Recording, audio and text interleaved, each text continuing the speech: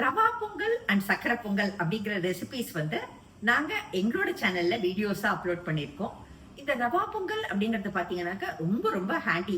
Specially நீங்க வந்து working பீப்புளா இருந்தாக்க வீட்டுக்கு வந்த உடனே நார்மல் பொங்கல் தயாரிக்கிறதுக்கு ஒரு சாதம் பருப்பு நம்ம குக்கர்ல வச்சு அதுக்கப்புறம் வந்து அதை தாளிச்சு நம்ம வந்து பொங்கலா தயாரிக்கணும். ஆனா இந்த ரவா வந்து ஹேண்டியா இருந்தாக்க வித்தின் 15 மினிட்ஸ் இந்த பொங்கலை நம்ம வந்து தயாரிச்சிடலாம். ப்ரெஷர் குக்கர்ல சாதத்தை வேக வைக்கணும், பருப்பை வேக வைக்கணும், இந்த மாதிரியான ஒரு ஹாசலே இல்லை. பருப்பை கூட பாசி பருப்பை கூட நீங்க வேணும்னா ப்ரெஷர் குக் பண்ணிக்கலாம், அல்லது நார்மலாவே அப்படியே களைஞ்சு ஒரு பாத்திரத்துல போட்டீங்கனாலே ஒரு 10 மினிட்ஸ்ல அந்த பாசி பருப்பு அப்படிங்கிறது வந்து வெந்துடும். ரொம்ப குயிக்கா இந்த ரவா பொங்கல் அப்படிங்கறத தயாரிச்சிடலாம். அட் த சேம் டைம் எந்த விதமான காம்பன்சேஷனும் இருக்காது. ஃபிளேவர்ஸ்லயோ டேஸ்ட்லயோ ரொம்ப ரொம்ப அருமையா இருக்கும்.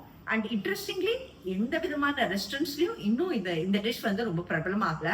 மேபி வெரி ஃபியூ ரெஸ்டாரண்ட்ஸ்ல சர்வ் பண்றாங்களோ என்னமோ, நான் சாப்பிட்டது இல்லை. பட் இந்த ரவா பொங்கல் அப்படிங்கிற டிஷ் வந்து இன்னும் கூட வெட்டிங்ஸ்லயும் ஃபங்க்ஷன்ஸ்லயும் ஃபெஸ்டிவல்ஸ்லயும் மாத்திரம் செய்யக்கூடியதான ஒரு டிஷ்ஷா இருக்கு. இந்த ரவா பொங்கல் அப்படிங்கிற டிஷ்ஷை வந்து நாங்க அப்லோட் பண்ணியிருக்கோம். இதை கண்டிப்பாக போய் பார்த்து நீங்களும் ட்ரை பண்ணி பாருங்க. உங்களோட ஃபீட்பேக்கை தவறாம ஷேர் பண்ணுங்க.